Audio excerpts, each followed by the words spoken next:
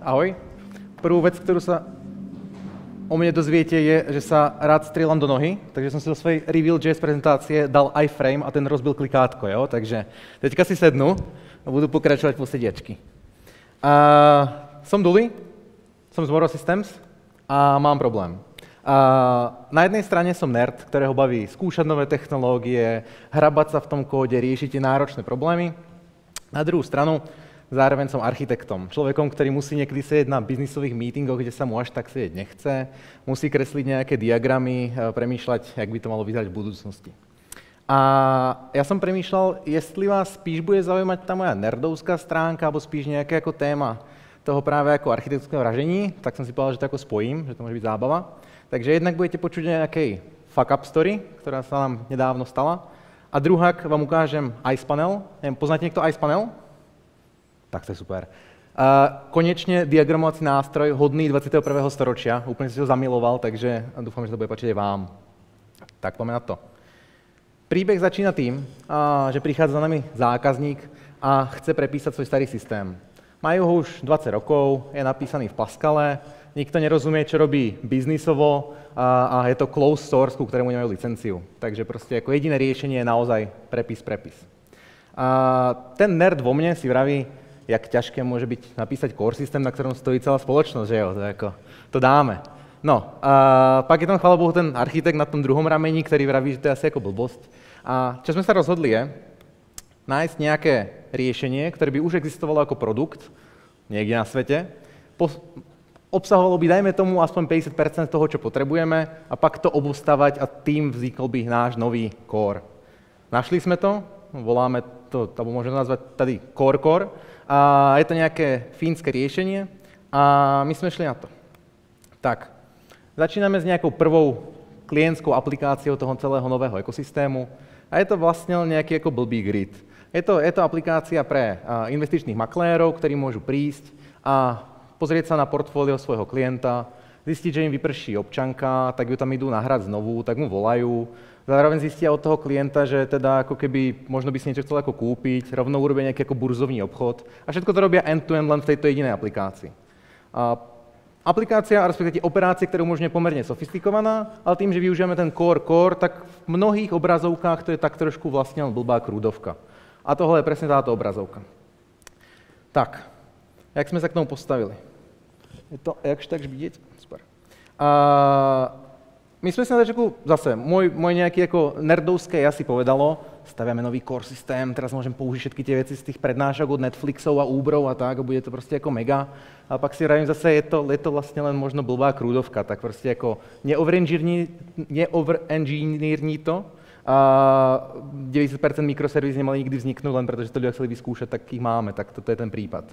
Takže sme sa rozhodli, hele, postavíme si nejaký náš reaktivní frontend, keď príde ten maklér, chce s ním pracovať, zobrazí ten zoznam klientov, ktorých ste videli, spýta sa nášho backendu, náš backend sa spýta tej platformy cez GraphQL-ko, overili sme si veci typu, dá sa tam filtrovať, sortovať, backendové stránkovanie, vyzeralo to na začiatku dobre. Vráti to dáta, zobrazíme to, job done. No, čo sa asi tak mohlo posrať? Tak, za prvé, máme čas plynul, samozrejme nič z toho nebolo evidentné úplne od začiatku, ale časom sme potrebovali sortovať podľa sloupečku, ktorý je nejaká enumerácia. Jo? Jedná sa o fyzickú osobu, právnickú osobu. To je super, to je ako náš systém tretej strany ako umožňuje, náš core, ale neumožňuje to nad preloženými kľúčmi, pretože on vlastne vôbec netuší, akých my podporujeme rôzne lokalizácie v našej frontendovej appke. A predsa len v každej z tých jazykov to bude zosortované inak. Prvý problém nejako vyriešime. Pak zistujeme, že potrebujeme zobrazovať informáciu, ktorá sa volá TVR. A pre tých, ktorí sa trošku pohybujú v financiách a poznajú ten pojem, tak není to už úplne jednoduchá trojčlenka, ktorú si to človek vyráta na nejakom portfóliu. Práve pre ten externý systém to sú pre jedno portfólio niektoré až desiatky sekúnd. Jo? A my potrebujeme podľa toho zoradiť záznamy a máme proste 10 000, 100 000 kontaktov. OK. No a pak zistujeme, že samozrejme potrebujeme integrovať do toho aj iné služby, iné systémy, nejakú telefónnu ústredňu, z ktorej reálne zistujeme, kedy došlo ku poslednému telefonátu, aby napríklad ten maklér vedel, že má znova teda niekoho kontaktovať, pretože sa blíži nejaký čas.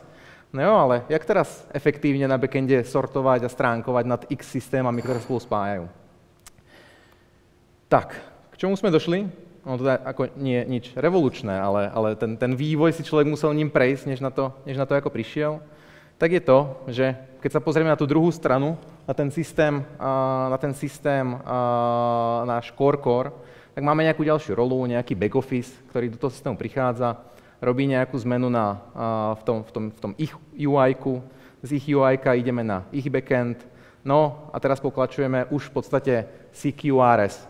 To znamená, že dostávame reálne informáciu o tom, že sa tam niečo zmenilo, my si doťahujeme z ich platformy presne to, čo potrebujeme, už predrátané všetky tie výpočty, ktoré inak trvajú neskutočne dlhý čas a vlastne špeciálne pre views, ktoré pak budeme potrebovať a ktoré potrebujeme performovali, si vlastne vytvárame, možno by sa dalo nazvať nejakými projekciami, keď sa vrátime ku event sourcing prednáškam. A pak je už to jednoduché, pak všetko je u nás, všetko je krásne a svet je rúžový. No, čo si z toho vziať? Tak za prvé, oni ma za to neplatia, ale ja vám fakt musím povedať, že icepanel je super a tak som tu musel ešte niečo ako ukázať, aj keď to nesúvisí s tým všetkým.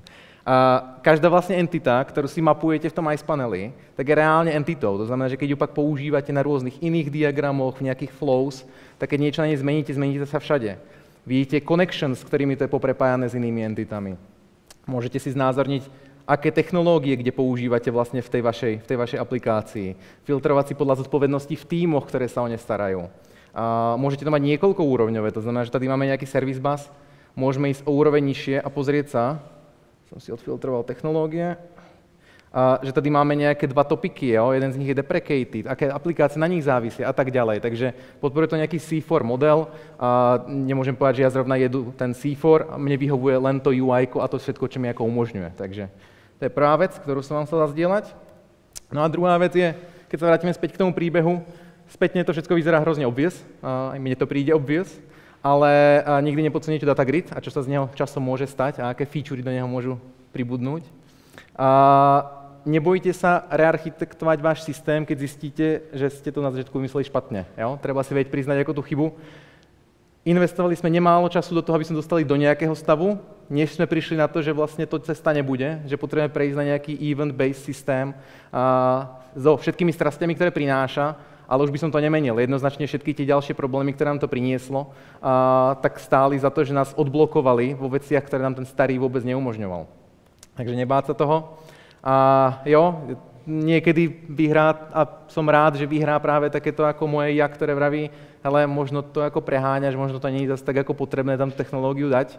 A niekedy naopak je dobre si uvedomiť, že to naozaj vyžaduje už niečo ako sofistikovanejšieho a možno začať už trošku ako keby s návrhom, ktorý je trošku sofistikovanejší. To je všetko odo mňa. Díky moc za pozornosť.